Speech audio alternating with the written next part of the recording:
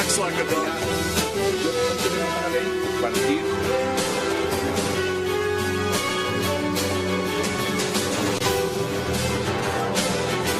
Bienvenidos a 360 grados, una visión global de la noticia, un espacio para debatir sobre todo lo que sucede en Colombia y en el mundo.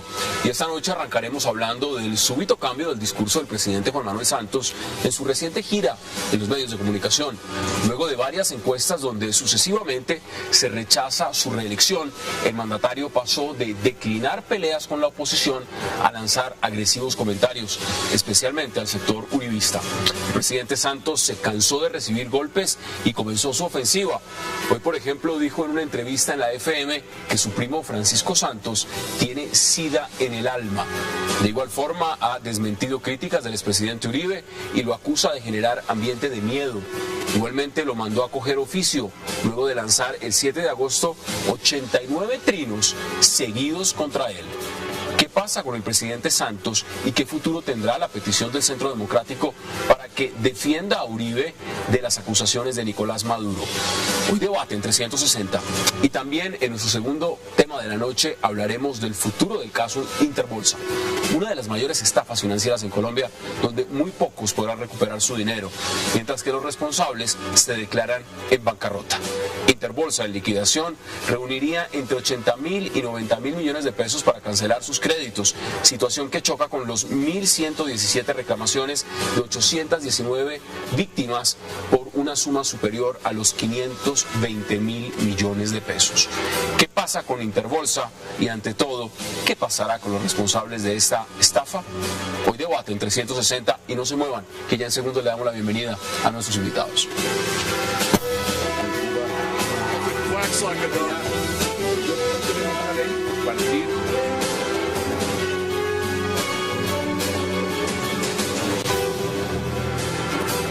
Y qué placer darle la bienvenida esta noche a 360 a Jesús Muñoz, a Óscar Ortiz y a Armando Nova. Caballeros, qué placer, qué gusto tenerlos esta noche en el programa. Buenas noches. Muchas gracias, Hassan. Bueno, vámonos al fondo. Óscar, hay un proceso. En este momento ya se cumplieron 3 años de mandato del presidente Juan Manuel Santos. Se ha hecho balance, se han hecho críticas, se han hecho también encuestas, resultados y todo lo demás. Y evidentemente es un presidente que durante los 3 años ha recibido ataques constantes y permanentes. Pero al parecer ha cambiado su estrategia, y lo decía yo en la introducción. ¿Usted cree que ese cambio en la estrategia le va a funcionar al presidente?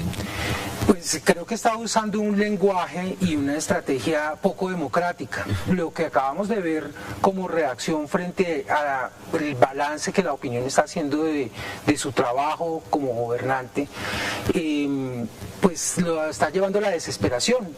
Lo que hizo contra el senador Robledo, probablemente al desnudar las falencias y el papel que jugó el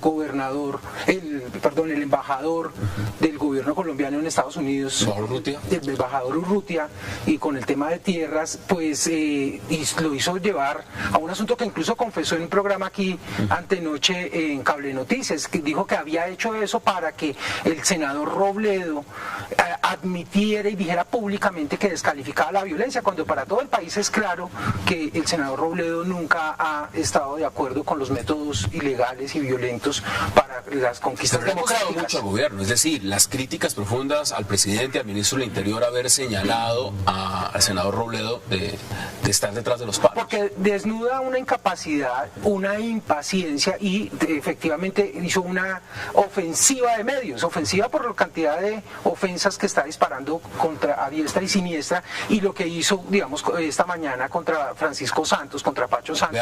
Veamos esas declaraciones, que me parece son declaraciones importantes, y ampliamos el debate de inmediato. Veamos las declaraciones. Francisco Santos tiene sida en el alma, está contagiado de odio y ha demostrado que no sabe administrar. Los huevitos de los que habla Uribe en este momento ya son gallos de pelea. El expresidente se la pasa tuiteando todo el día y como no tiene argumentos para atacar el gobierno, se inventa las cifras y los hechos. Mi abuela, cuando nos encontraba sin hacer nada, nos decía: coja oficio. Armando, bienvenido. Ahí ese presidente, hay que decir que el presidente también le dan muy duro y le tiran duro. La pregunta es, ¿esta estrategia ¿Es la adecuada? ¿Estamos ya en periodo electoral? ¿Cambió el método de comunicación? Sin duda el presidente, que se ha caracterizado por mantener un tono reposado de debate ante la opinión pública, de no entrarle a las discusiones ni responder con el mismo lenguaje pugnaz los ataques especialmente del uribismo y en particular del propio presidente Uribe, como usted bien lo dice, está entrando en una fase distinta. Yo creo que está calentando motores, si se podría llamar de alguna manera, y su discurso de ayer a propósito del 7 de agosto es un discurso en donde entra al debate, digamos, con todas las armas puestas. ¿Se ve más clara esa reelección en su opinión? Creo que el presidente entra en un tono de no dejarse arrinconar, de defender su obra de gobierno, de defender el proceso de paz. La pregunta que tendríamos que hacernos los colombianos es si ese lenguaje en las condiciones de nuestro país es el adecuado para asumir y enfrentar un debate electoral. O genera más polarización. Yo sé que hay un argumento muy elemental de lo que se hablaba antes de iniciar el programa en otros países. Esto que está ocurriendo en Colombia es pan de cada día. Por supuesto. Si uno ve la campaña en España, en Estados Unidos, en todas partes, es así, lenguaje, mucho más fuerte. y los ataques son más directos, personales, no a las políticas, sino ya directamente a la persona del gobernante. Pero Colombia tiene unas características y unas particularidades distintas, empezando por el tema de la violencia. Generalmente cuando hay un lenguaje tan cargado, eso desafortunadamente después viene acompañado de episodios de violencia, y me parece que es inconveniente que empecemos la campaña electoral con ese lenguaje. ¿Cómo lo ve usted, Jesús, además, viéndolo como periodista, cubriéndolo desde afuera, lo que sucede en España, lo que está pasando en Colombia? Y esas son declaraciones fuertes, porque le está diciendo, digamos, usted tiene SIDA en el alma. A ver, y no se le está diciendo solamente a un contrincante político, es un familiar. No se lo está diciendo a su primo. Vamos a ver, un poco retomo lo que dice Armando, que hablaba de otros contrincantes en otros países. O sea, vamos a ver, los contrincantes colombianos son de los Boy Scouts, eso lo estamos diciendo de fuera de cámaras, y también por las propias circunstancias del país, ¿no? Que tú dices muy bien, fuera hay situaciones dentro del rango de la discusión política violenta y muy fuerte. Yo creo que en ese sentido los políticos colombianos son muy cuidadosos de no pasar ciertas fronteras, ¿no? Santos está demostrando ser un tipo supremamente hábil. Es un hombre, a mí me está sorprendiendo. Se está sacudiendo el uribismo. Esa lo está haciendo con una habilidad extraordinaria, porque al uribismo lo ha logrado sitiar hasta tal modo que le ha dicho: el único terreno que tienes para ahora es el proceso de paz. Pregunta uno: ¿qué le pasa a Uribe si se firma de verdad un tratado y se desarman las FARC? Políticamente, la pregunta para todos. Pero mire, hoy estaba leyendo un artículo y se los pregunto de una vez. Al contrario, creo que tendría mayor respaldo, porque la gente sentiría que tendrían un interlocutor. Si van a entrar las FARC a la institucionalidad, alguien que los contrarreste. Cuando entra en ese proceso, yo creo que Santos es el que está diciendo ahora mismo: el que marca los pasos del baile soy yo. Y lo ha hecho en el momento que tenía que hacerlo. Y lo ha hecho de una forma, además, fuerte, violenta. Él está poniendo los titulares, los está poniendo él, y él es el que ha entrado directamente ya en la contienda electoral. Pero acá dejemos de decoraciones, dejemos de, yo creo, Hassan, no hay que decorarlo ya más, de que si entra o no entra en la reelección. Ya está. Si no tendría ningún sentido las críticas que, como tú bien especificabas, Pero bien, usted ha mencionado un punto importante y quiero retomarlo, porque hoy decía en una entrevista en el diario País de España, justamente Sergio Jaramillo, alto comisionado de paz, no de paz, sino negociador en esta comisión de paz en La Habana, una frase que es bien interesante. Y dice: mire, el gobierno ha dejado claro que se firma un acuerdo para la terminación del conflicto, no de paz. Terminación del conflicto, no de paz. Eso lo está diciendo Sergio Jaramillo. Es decir, en la coyuntura real, el presidente, evidentemente, eso está ligado a esa agenda y está defendiendo ese proyecto hasta el final. Los ataques que vienen, cuando se refiere a su primo Francisco Santos, pues lo han atacado con las vallas. Pacho Santos lo ha atacado con varias vallas que atacan el proceso. Lo han descalificado en varias medidas. La pregunta es: las críticas que le han hecho al gobierno Santos en estos 3 años, Óscar Ortiz, ¿son críticas injustificadas o son críticas que tienen mucho mucho peso y mucho fondo. Yo creo que el contraste es bien interesante. En la misma fecha del día de ayer está la ofensiva del presidente Juan Manuel Santos con los adjetivos, mientras por el otro lado se están presentando 89 argumentos con cifras. Entonces ¿Se refiere a los trinos del presidente Uribe, que recogen un trabajo que se ha venido haciendo durante todo el tiempo con los ciudadanos y con grupos programáticos, etcétera? Y por eludir el debate temático se va al debate emocional. Entonces, pues no parece adecuado, no parece responsable, y creo que se desdibuja incluso el propio presidente. Yo creo que si él quería todo el tiempo dar la imagen de estadista, de distante, de poco emocional, pasar a esto, pues no le queda bien, no es creíble y no le aporta a la democracia. Pero ya está en campaña, ustedes mismos lo están diciendo, está en la recta final, le quedan 364 días. Sí, es que tal vez lo que hay que decir en forma muy puntual es cuál es el contenido de esos trinos, qué es lo que hay detrás de esa cantidad, de esa cascada de trinos. Hay una diferencia en las élites de fondo, es cómo se soluciona el conflicto armado en Colombia. El presidente Uribe cree que la solución a ese conflicto debe venir por la vía de la continuidad de la guerra y del mantenimiento de lo que él llamó en su momento la política de seguridad democrática. Y el diálogo. El presidente... No. Esos son algunos de los trinos. Mientras ustedes están hablando, los televidentes también están viendo algunos de los trinos, y voy aclarando, cuando aparece por ejemplo el número 5, es el número 5 pero de 89 trinos. Entonces, por ejemplo, en ese dice, trino número 5, gobierno Santos, 3 años, FARC es reconocida como actor político, y así van en seguidilla. ¿Usted cree que fue inoportuno esos trinos o es una contrarrespuesta en un momento indicado? Pues es un ataque frontal al proceso de paz y a la política que el presidente Santos está llevando a cabo en esa materia. Ahora, el presidente Santos fue el ministro de Defensa del presidente Uribe, y el presidente Uribe hizo con las autodefensas lo que el presidente Santos está proponiendo hacer con las FARC. Entonces, yo veo que allí hay oportunismo en algunos de esos trinos, algunos tienen una dosis de validez, corresponden a mi manera de ver a críticas razonables, pero hay mucho odio en las élites, bueno, en lugar de ayudar a clarificar a la opinión pública. Es un tema de argumentación. Yo creo que la nueva estrategia es suave con las FARC, duro con los contradictores en la democracia, lo cual es un contraste y sigue y no remueve el pecado original, y es que había una estrategia trazada para llegar a la paz que incluía el diálogo en otras condiciones que incluso en el discurso de procesión del presidente los llamó inamovibles. ¿Cómo se explica que le digan a los contradictores del proceso, digamos, a quienes ponen críticas al proceso, los llamen guerreristas, y ese término no lo usen con las FARC?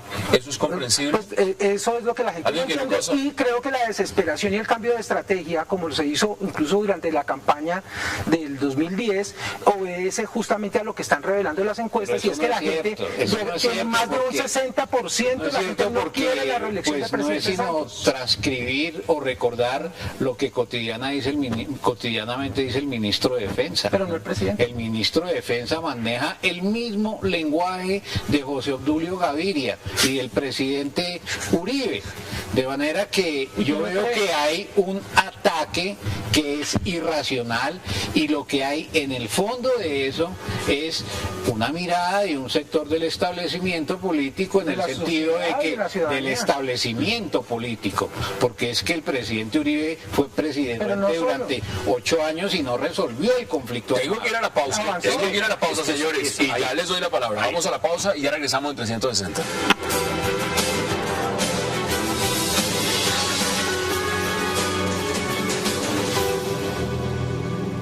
En un año exactamente, cuando Colombia inicie un nuevo mandato presidencial, se dé continuidad a estas batallas, a estas políticas construidas para el largo plazo. Hay quienes quieren un país seguro, pero no quieren un país justo, y no son capaces de pensar un país moderno. Hay también los que quieren un país más justo, pero ni seguro ni moderno. Regresamos a 360, esas son las declaraciones del presidente Juan Manuel Santos y le doy la bienvenida, se integra a esta mesa el abogado Jaime Granados, qué placer. Gracias, Hassan, un saludo a todos los miembros de la mesa. Hoy tenemos un menú muy variado y usted está en los temas principales, pero mire, antes de que empecemos punto por punto, ¿cómo ve usted este cambio de discurso del presidente Santos? Porque mire, no solamente se ha ido en lanza en ristre contra el senador Robledo, por ejemplo, diciendo que está detrás de los paros, ha dicho que Pacho Santos, su primo, tiene sida en el alma, ha dicho que alguien a quien usted ha representado y representa como el expresidente Uribe le hace mucho daño al país. ¿Qué piensa usted de esas declaraciones? Bueno, no conozco lo suficiente al presidente Santos para poder leer su pensamiento, pero me parece que al menos da la impresión que ha decidido cambiar de estrategia ante las dificultades que ha tenido de generar confianza ante la opinión pública por la gestión que ha desarrollado.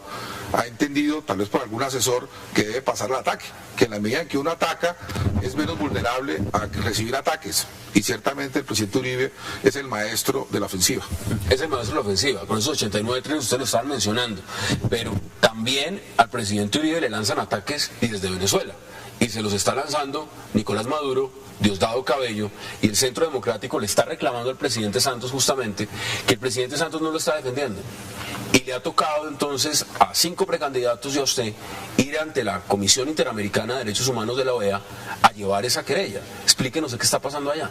Sí, Hassan, más que una defensa del presidente Santos al presidente Uribe, lo que ha reclamado Centro Democrático y lo que reclaman muchos sectores del país es que no es posible que alguien que representa la dignidad nacional como el expresidente de la República, incluso como lo sería cualquier ciudadano, sea señalado de manera increíblemente falsa de cometer unos atentados y estar conspirando contra un jefe de Estado. Y que lo digan el mismo día en que están abrazados la canciller de Colombia con el canciller de Venezuela, es decir, como si hubiese una especie de acuerdo tácito en ese tipo de ataques.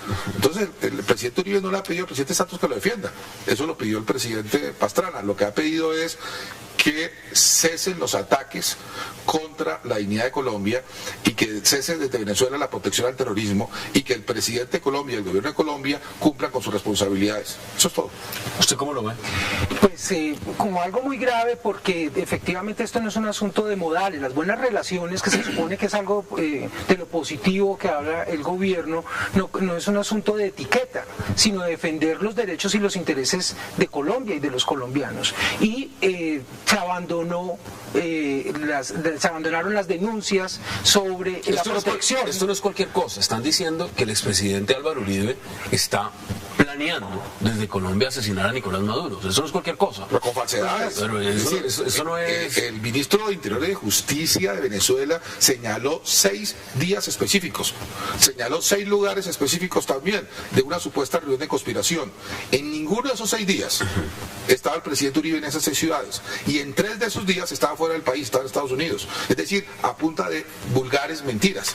Y la consecuencia de estar diciendo esas mentiras, de estar calumniando al presidente Uribe, es que luego, el mismo día, más tardecito, se abraza la canciller de Colombia con el canciller de Venezuela. Y aquí hay algo más grave. Ya hay un vínculo establecido entre el Partido Socialista Unido de Venezuela, que es el partido que gobierna Venezuela, con la coordinadora guerrilla bolivariana, que es la que hizo el atentado contra el presidente Uribe en Buenos Aires. Es decir, aquí estamos pasando de castaño oscuro, y la verdad no ha habido de parte del gobierno de Colombia una reacción, no en defensa del expresidente, ni de él ni de cualquier otro, es en defensa de la dignidad de Colombia. ¿Qué dice usted, Jesús? Esto empieza a ser, me parece una película esas de, no sé, me parece grave lo que dice el doctor, el que señala en torno a Uribe. Pero vamos a ver, retomemos de nuevo el discurso donde estábamos, con respecto a Santos, con respecto a Uribe, lo que la posición que ha tomado Santos, ¿no? Usted decía muy bien que no hay mejor defensa que un buen ataque, ¿no? Y yo creo que eso es la postura que ha tomado Santos, ¿no? Perfectamente, ¿no? Yo creo, vuelvo a repetir, que hay una pieza ahí extraña en juego, complicada, además supremamente complicada, y es que igual que estamos llamando a la comunidad internacional, creo que la comunidad internacional está harta de las FARC y está harta también del gobierno colombiano, está harta de los dos bandos. La han forzado. Sánchez no está negociando porque sí. Es porque la comunidad internacional está harta de la guerra que hay en Colombia, está harta de ese conflicto, está harto de ese conflicto armado, está harta. Y hay una serie de acuerdos, de tratados internacionales que no pueden funcionar. Ni siquiera los intereses de Estados Unidos pueden funcionar ya no sirven. O sea, eso hay que solucionarlo. Es entendible. Esto es lo que están intentando desde hace mucho.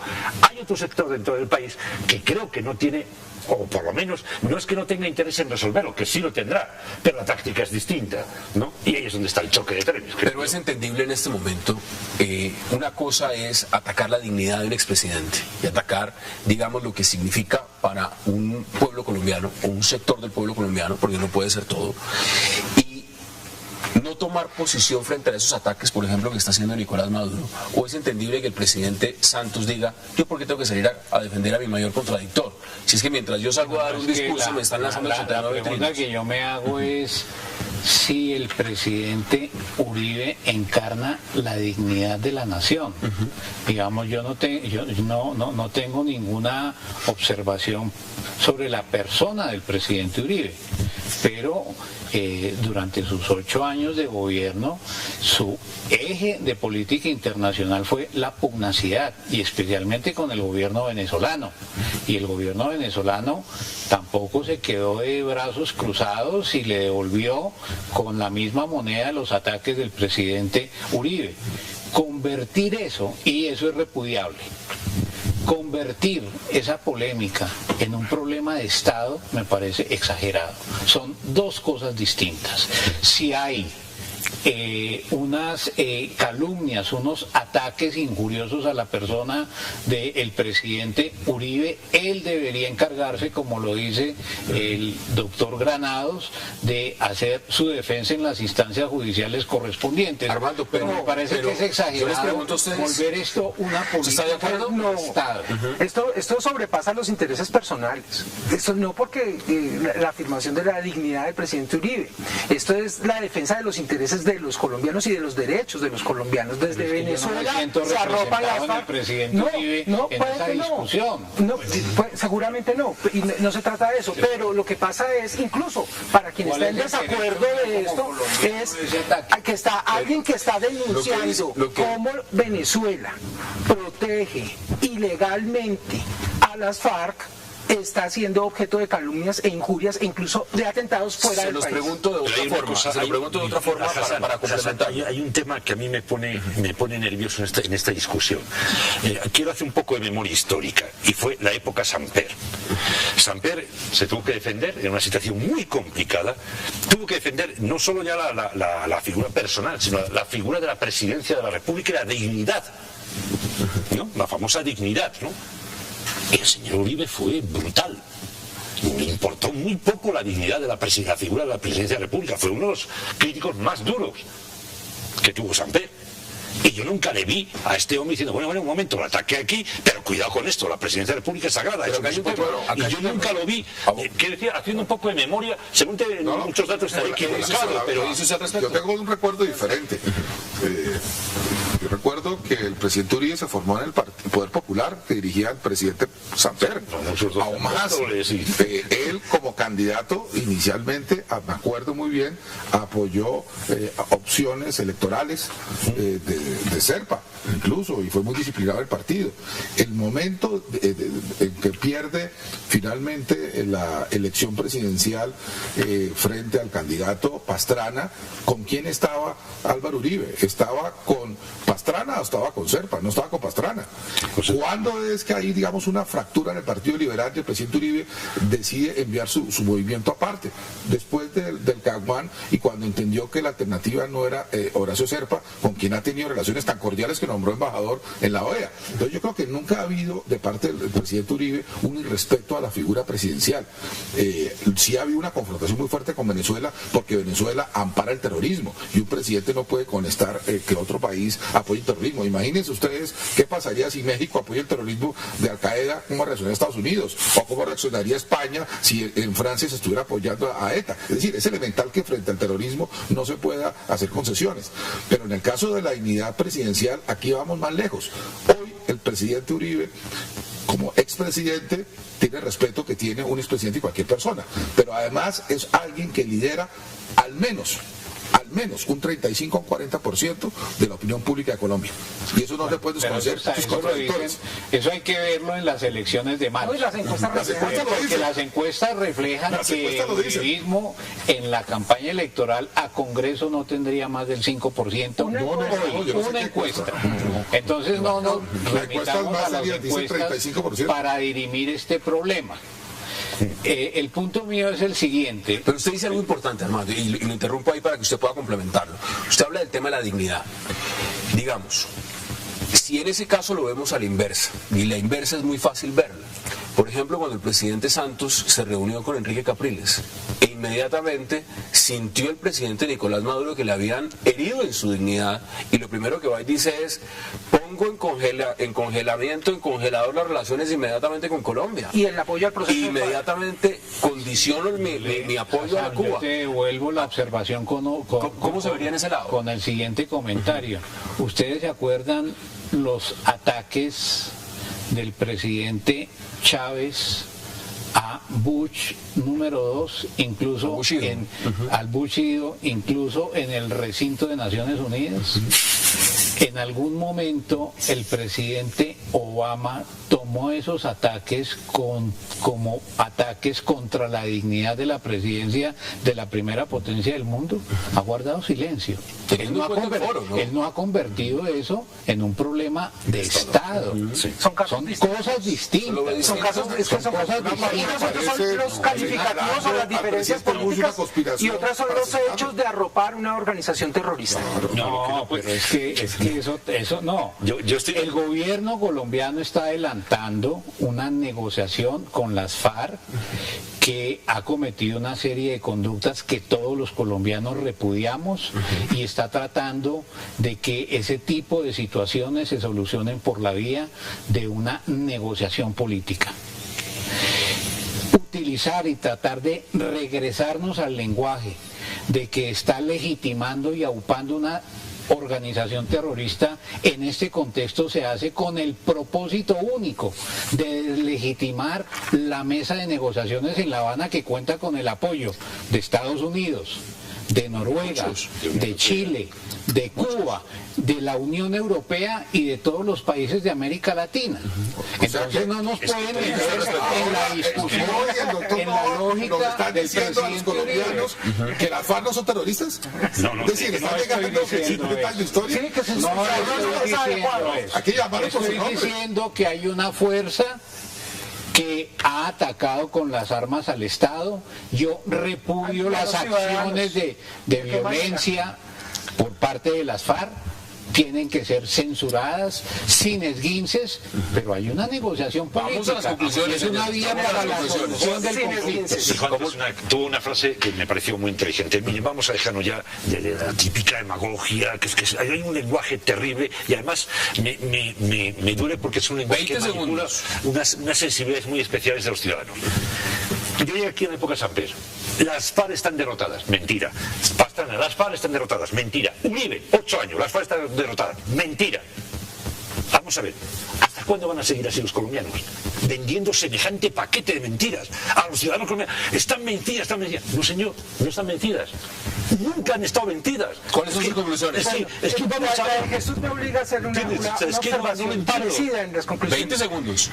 Con Belisario ya está cerca la paz. Con la constituyente hablamos con Jacobo Arenas, grabamos esa conversación, la llevamos a la Corte Suprema, iremos a la constituyente, está cerca la paz.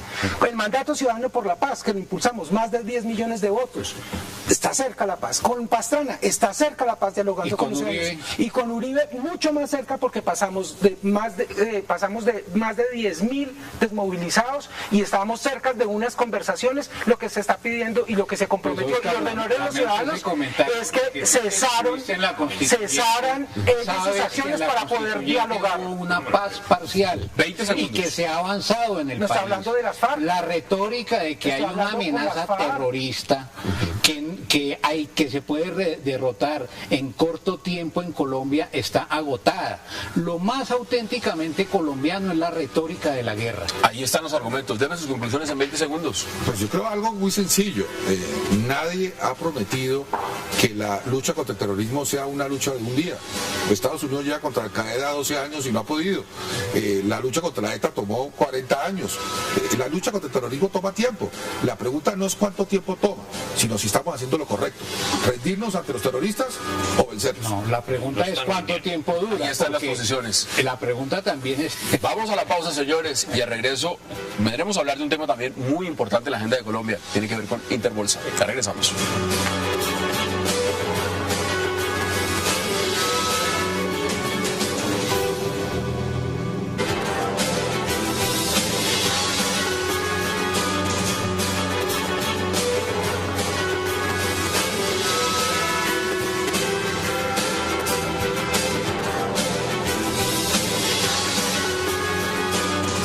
Regresamos a 360 grados y vamos a hablar de Interbolsa. Hablar de Interbolsa es hablar de muchas ramificaciones. Eso tiene de todo. Una comisionista, una SAI, un fondo premium. Se ha debatido a fondo y se puede mirar desde muchos ángulos.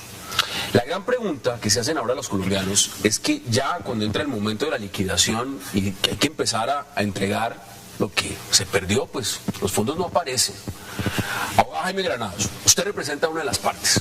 Usted representa al fondo premium, algunos dicen a las víctimas, usted dice a las víctimas, otros dicen usted no representa a las víctimas, usted representa a Eric Andersen. Empecemos por ahí. ¿A quién representa usted en el litigio que significa Interbolsa? A las víctimas del fondo premium que no han designado apoderado independiente y por supuesto al fondo premium. Eso es como cuando una empresa es estafada y se designa un abogado que defienda los intereses de los que son inversionistas minoritarios y quienes no han querido contratar un abogado independiente. Eso es algo obligatorio y lo establece el reglamento del fondo y las leyes de Curazao, incluso las leyes colombianas. Pero aquí el problema, más que la representación de las víctimas, porque hay abogados muy prestantes que también lo hacen, que también lo están haciendo, es el hecho cierto que en este momento solo hay 8.000 millones de pesos para responder a 179 millones de dólares. Parece que llegan 5.000 millones de azul y blanco, según lo dijo el presidente de esa organización, el doctor Julio César Ortiz, así que estaríamos hablando de 13.000 millones. Para pagar 179 o sea, nos millones quedan de dólares. Más o menos 172 millones de dólares. Que no están redondos por fuera. Yo se lo pregunto de una vez, ¿dónde está esa plata? Hay que averiguarlo con, en primer lugar, las autoridades que dejaron pasar esto, especialmente la superintendencia financiera que no hizo nada para impedirlo, y segundo, con los autores de esta debacle. ¿Dónde están los Jaramillo, Rodrigo y Tomás? ¿Dónde está Juan Carlos Ortiz? ¿Dónde está el señor Víctor Maldonado? ¿Es coherente que vengan a decir que están en bancarrota? Bueno, yo no tengo motivos para dudar que estén en bancarrota, puesto que aparecen insolventes. Lo que no hay es una explicación de cómo fueron capaces de dilapidar el ahorro privado de 1.261 inversionistas. Mire, hagamos contacto con una de las personas que más conoce justamente el tema de Interbolsa, es el periodista Alberto Donadio, escritor, escribió el libro El cartel de Interbolsa, crónica de una estafa financiera. Alberto, como siempre, qué placer y gracias por acompañarnos. Alberto, ¿me escucha? Sí. Qué placer, gracias por acompañarnos. Mire, tengo aquí en la mesa al abogado Jaime Granados. Usted conoce muy bien el rol del abogado Jaime Granados en todo el proceso de Interbolsa. Yo lo que le quiero preguntar hoy es, ¿cómo ve usted la manera como se está desenvolviendo esto en la recta final? Es decir, cuando no aparece la plata para pagar, no hay con qué pagar. ¿Esto era lo que se esperaba? Bueno, las últimas medidas que ha tomado la Superintendencia de Sociedades en relación con Premium me parecen muy sólidas y muy buenas, porque se ha nombrado un interventor, que es el doctor Alejandro Rebollo, encargado de aplicar la legislación sobre captación, de buscar acuerdos para recuperar la plata y devolverla a los inversionistas. No sabemos, como dice el doctor Granados, cuánta plata hay, pero la plata que haya, poca o mucha, es de los inversionistas. Y Esa medida que se tomó la semana pasada es excelente. De otro lado, se ha tomado en relación con los títulos de Luxemburgo por parte del liquidador de la holding, el doctor Pablo Muñoz, una medida que está ajustada a la ley, que es la de excluir esas operaciones porque eran del mercado de valores, de la masa de la liquidación. Entonces se ha aplicado una medida que es legal. Algunas personas han entendido que eso es caprichoso, que se le está dando a unos inversionistas y a otros no. El liquidador y la superintendencia han obrado legalmente en este caso. Entonces es muy posible que a esos inversionistas, a los cuales les pidieron $50 millones hace un año, se les pueda pagar una suma que podría llegar hasta el 100%. De modo que las cosas la plata todavía en relación con Premium no está a la mano, pero sí se ha montado una estructura y además se ha decidido, de acuerdo con todos los participantes en este asunto, incluyendo al doctor Granados, que el fondo Premium se traiga a Colombia, se ponga bajo la vigilancia del superintendente de sociedades y se empiece a pagar. Claro. Y empiece a pagar y empiece a cobrar. Claro. Ahora, yo ustedes, aquí hay dos expertos en el tema porque están metidos de cabeza en Interbolsa, pero ustedes que están desde afuera, yo les quiero preguntar, ¿usted cómo ve Interbolsa? Lo que significa para el país, lo que significa en la coyuntura real, cuando uno ve un sector de la población que termina en ser más bandido que prácticamente cualquiera, porque lo que estamos viendo acá es macabro, realmente con el tema Interbolsa. Pues es un golpe a la confianza en los negocios privados, ¿no es cierto?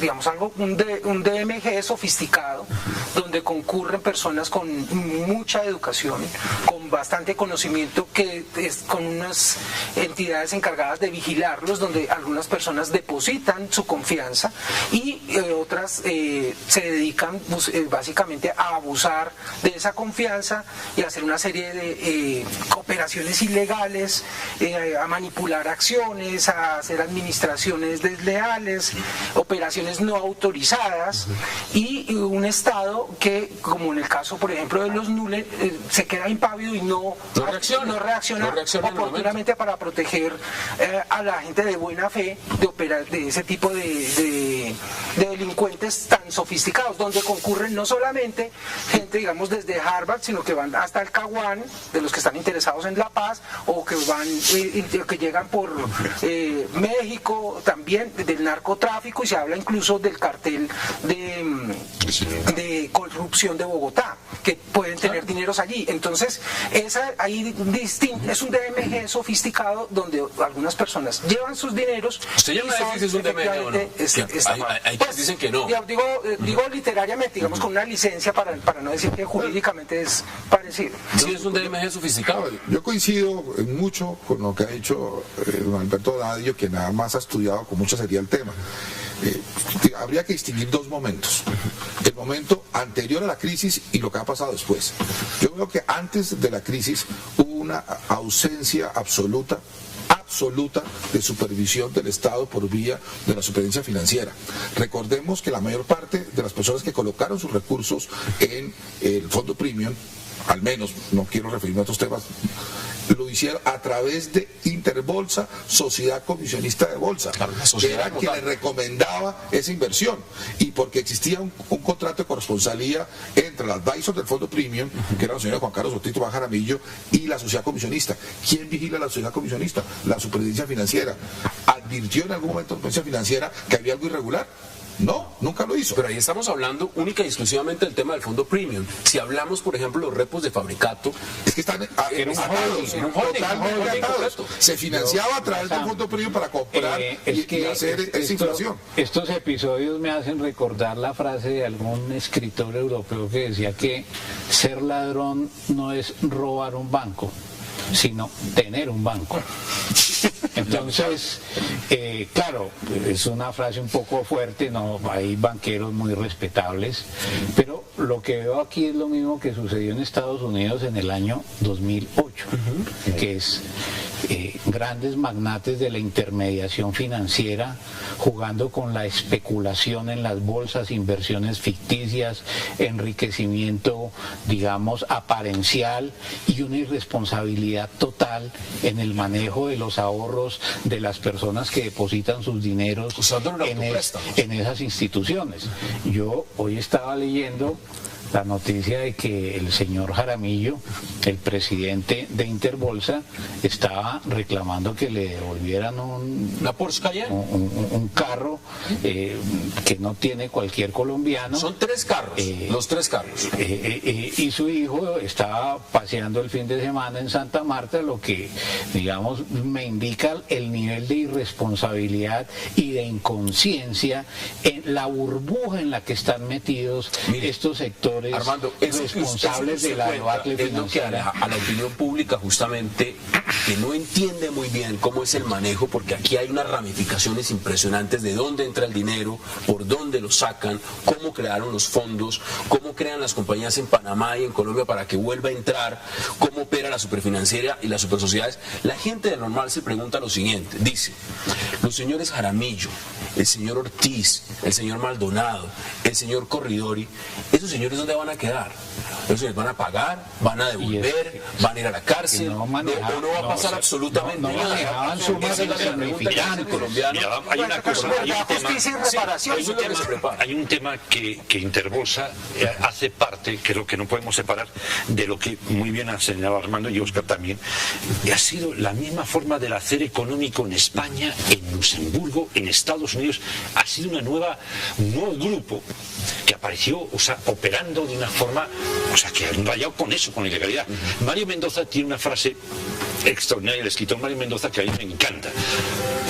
La diferencia que hay entre el crack del 29 y el actual es que los del 29 se suicidaron. Los de acá no. Mire, tengo que ir a la pausa y además quiero preguntarle muchas cosas a Alberto Donade. También vamos a la pausa y ya regresamos en 360.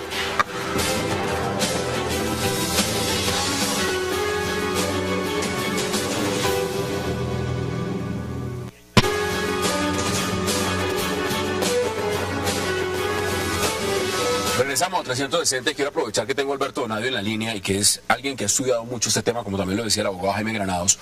Mire, ¿qué va a pasar con los señores Jaramillo, en su opinión?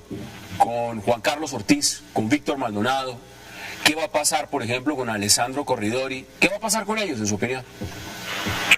Pues lo más importante es que se busquen acuerdos, que se recupere la plata para atender a los inversionistas. Yo creo que esa es la prioridad número 1.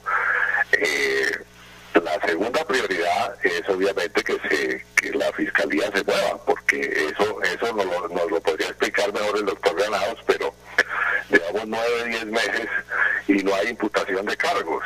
Eso le duele muchísimo a los inversionistas, porque ellos están privados de sus recursos que aportaron de buena fe, y ver a los responsables, a los protagonistas, los ven que actúan libremente, que hacen maniobras a través de sus abogados. Aquí lo está diciendo Armando Novoa. Uno está de vacaciones y el otro está pidiendo que le devuelvan los carros. Una actuación mucho más rápida de la fiscalía. Entonces, ese es el punto que tiene asombrados a los inversionistas.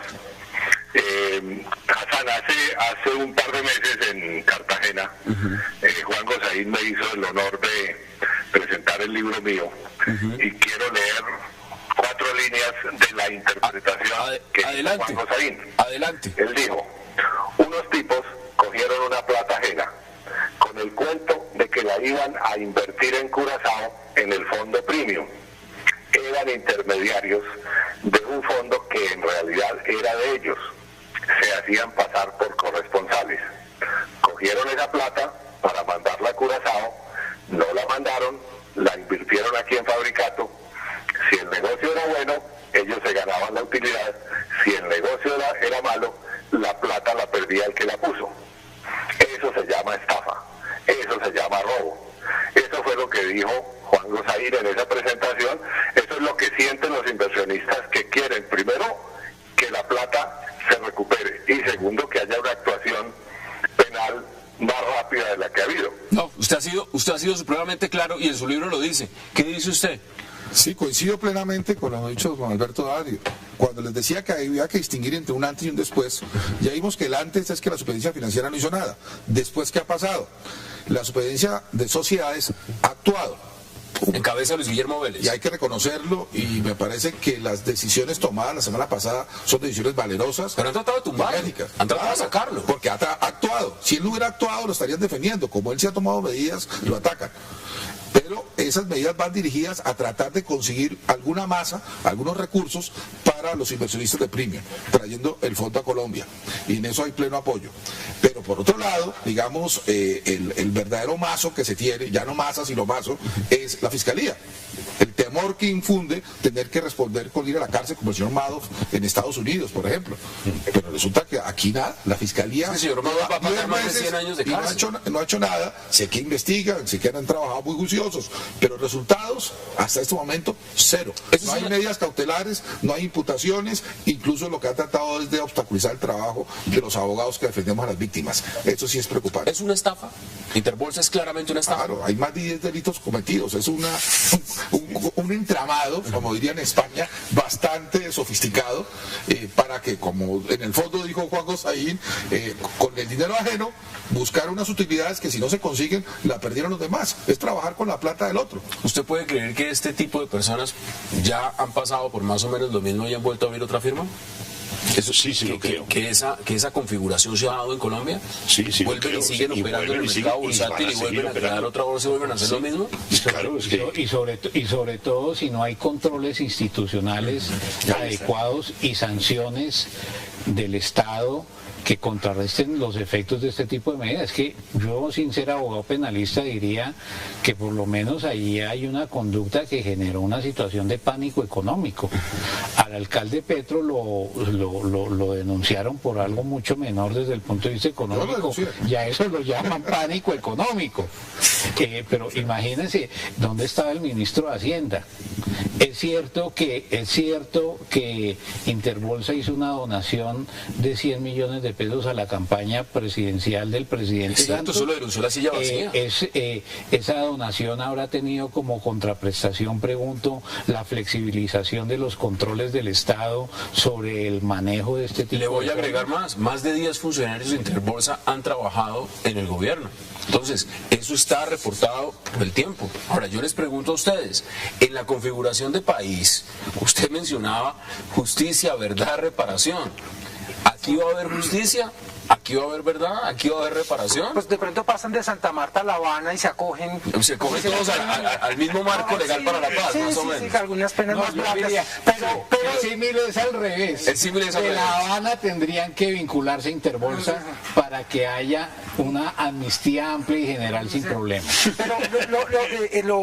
Pero aquí el asunto, como en el proceso de paz, las víctimas no son solo quienes, digamos, fueron objeto de la masacre económica, sino que es todo el país, porque es la confianza en las instituciones, la confianza en el mercado, y entonces tampoco puede haber impunidad comercial ni sobre las instituciones, y debe haber un robustecimiento y descubrir muy bien no solamente cómo se recuperan los dineros para devolverlos, sino el lavado de activos que pueden estar incluso relacionados con corrupción. Mientras ustedes van dando las conclusiones, vamos a ver una gráfica justamente de la superintendencia de sociedades, y esto le está diciendo Luis Guillermo Vélez, que le ha tocado trazar toda la telaraña de cómo operaba esta comisionista, la holding, el fondo Premium, para poder más o menos encontrar cómo sacaban la plata y la devolvían al país. Al señor lo han querido sacar, justamente porque ahora mandó embargar muchos de los bienes de quienes están siendo acusados como responsables de esta estafa.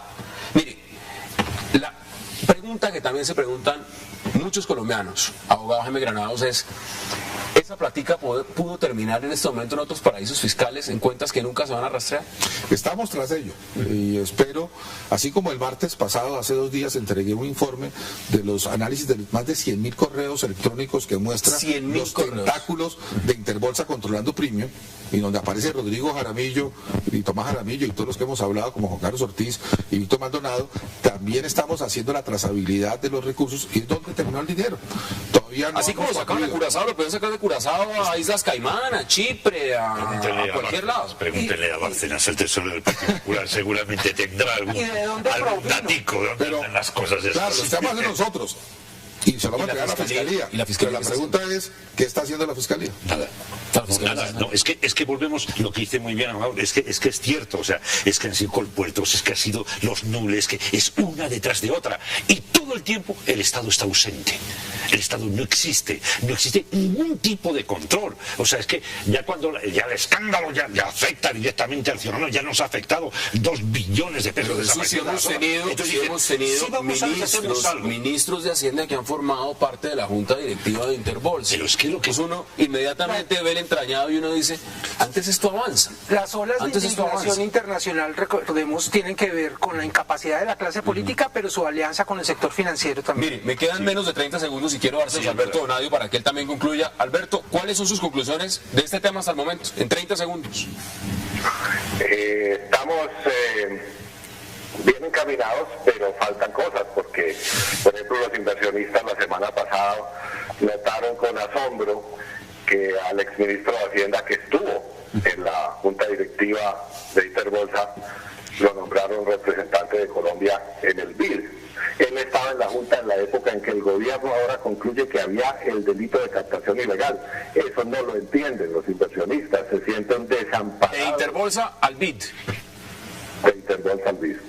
Eso es una conclusión muy buena para cómo es el manejo en Colombia de las cosas. Armando Novoa, como siempre, qué placer. Gracias por aceptar la invitación. Gracias, Hassan, por de igual manera, gracias por aceptar la invitación. Alberto Donadio también, a Óscar Ortiz, también al abogado Granados y a Jesús Muñoz. Gracias por haber aceptado la invitación. Y a todos, gracias por acompañarnos. Nos vemos mañana de nuevo a la misma hora, a las 8, para seguir debatiendo toda la agenda política de Colombia y del mundo. Y aprovechando que tenemos ahora repetición esta noche a las 11:30 de la noche, para todos los que no pudieron ver esta emisión, a las 11:30 la repetición de 360. Gracias, hasta una próxima oportunidad.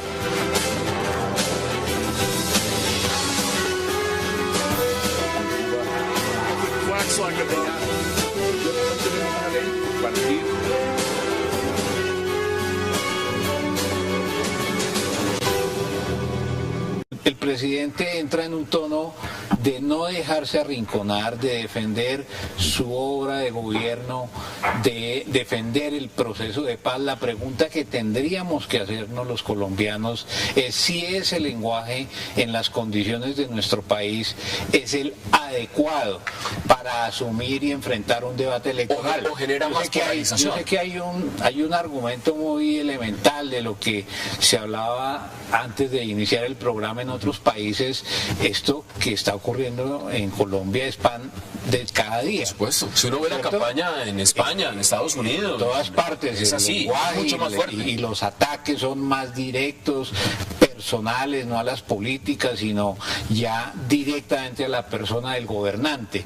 Pero Colombia tiene unas características y unas particularidades distintas, empezando por el tema de la violencia. Generalmente cuando hay un lenguaje tan cargado, eso desafortunadamente después viene acompañado de episodios de violencia, y me parece que es inconveniente que empecemos la campaña electoral con ese lenguaje. ¿Cómo lo ve usted, Jesús, además, viéndolo como periodista, cubriéndolo desde afuera, lo que sucede en España, lo que está pasando en Colombia? Y esas son declaraciones fuertes, porque le está diciendo, digamos, usted tiene SIDA en el alma.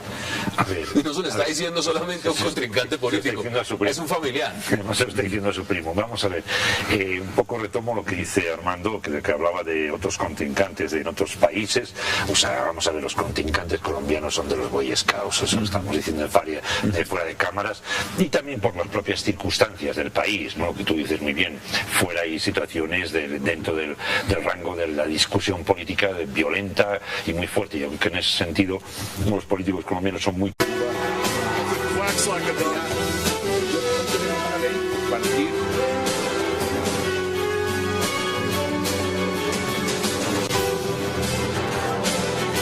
Bienvenidos a 360 grados, una visión global de la noticia.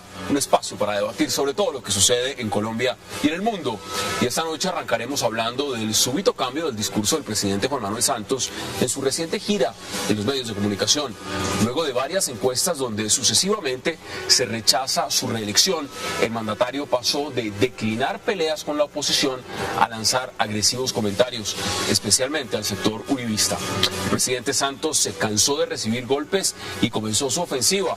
Hoy, por ejemplo, dijo en una entrevista en la FM que su primo Francisco Santos tiene sida en el alma. De igual forma, ha desmentido críticas del expresidente Uribe y lo acusa de generar ambiente de miedo. Igualmente lo mandó a coger oficio luego de lanzar el 7 de agosto 89 trinos seguidos contra él. ¿Qué pasa con el presidente Santos y qué futuro tendrá la petición del Centro Democrático para que defienda a Uribe de las acusaciones de Nicolás Maduro? Hoy debate en 360. Y también en nuestro segundo tema de la noche hablaremos del futuro del caso Interbolsa, una de las mayores estafas financieras en Colombia, donde muy pocos podrán recuperar su dinero, mientras que los responsables se declaran en bancarrota. Interbolsa, en liquidación, reuniría entre 80.000 y 90.000 millones de pesos para cancelar sus créditos, situación que choca con los 1.117 reclamaciones de 819 víctimas por una suma superior a los 520.000 millones de pesos. ¿Qué pasa con Interbolsa? Y ante todo, ¿qué pasará con los responsables de esta estafa? Hoy debate en 360 y no se muevan, que ya en segundos le damos la bienvenida a nuestro señor haber señalado al senador Robledo de estar detrás de los palos. Porque desnuda una incapacidad, una impaciencia y efectivamente hizo una ofensiva de medios, ofensiva por la cantidad de ofensas que está disparando contra a diestra y siniestra, y lo que hizo, digamos, esta mañana contra Francisco Santos, contra Pacho Santos. Veamos esas declaraciones, que me parece son declaraciones importantes, y ampliamos el debate de inmediato. Veamos las declaraciones. Francisco Santos tiene sida en el alma, está contagiado de odio y ha demostrado que no sabe administrar. Los huevitos de los que habla Uribe en este momento ya son gallos de pelea. El expresidente se la pasa tuiteando todo el día y como no tiene argumentos para atacar el gobierno, se inventa las cifras y los hechos. Mi abuela, cuando nos encontraba sin hacer nada, nos decía: coja oficio. Armando, bienvenido. Ahí está el presidente. Hay que decir que el presidente también le dan muy duro y le tiran duro. La pregunta es, ¿esta estrategia es la adecuada? ¿Estamos ya en periodo electoral? ¿Cambió el método de comunicación? Sin duda el presidente, que se ha caracterizado por mantener un tono reposado de debate ante la opinión pública, de no entrarle a las discusiones ni responder con el mismo lenguaje pugnaz los ataques especialmente del uribismo y en particular del propio presidente Uribe, como usted bien lo dice, está entrando en una fase distinta. Yo creo que está calentando motores, si se podría llamar de alguna manera, y su discurso de ayer a propósito del 7 de agosto es un discurso en donde entra al debate, digamos, con todas las armas puestas. ¿Se ve más clara esa reelección en su opinión? Creo que el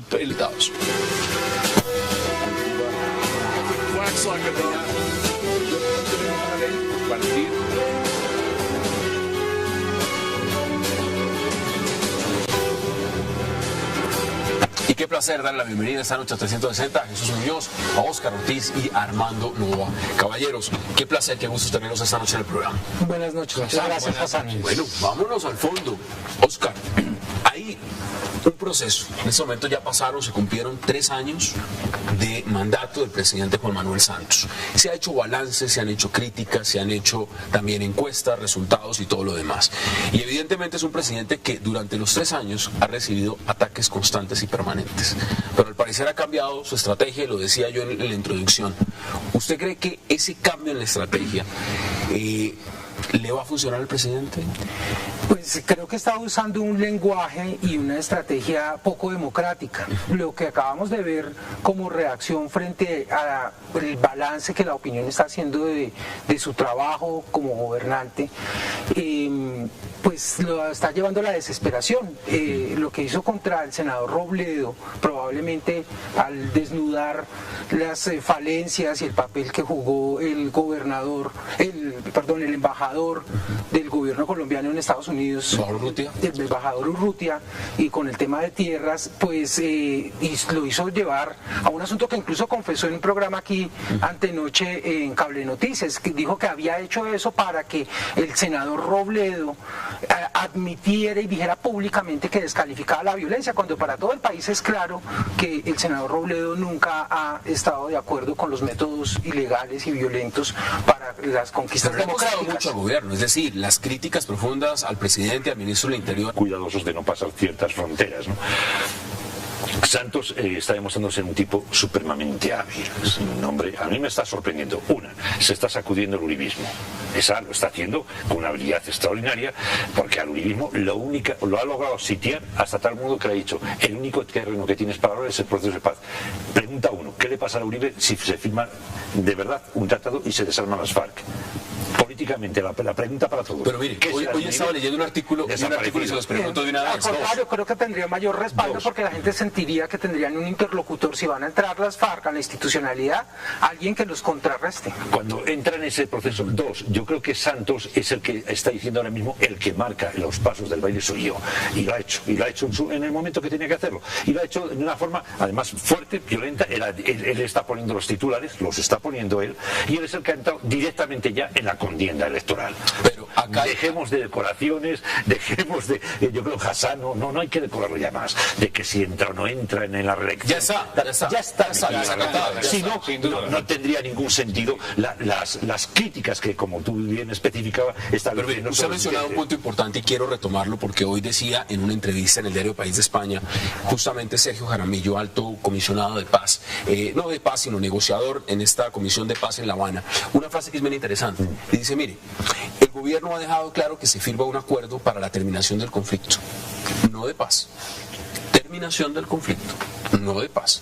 Eso lo está diciendo Sergio Jaramillo. Es decir, en la coyuntura real, el presidente, evidentemente, eso está ligado a esa agenda y está defendiendo ese proyecto hasta el final. Los ataques que vienen, cuando se refiere a su primo Francisco Santos, pues lo han atacado con las vallas. Pacho Santos lo ha atacado con varias vallas que atacan el proceso. Lo han descalificado en varias medidas. La pregunta es...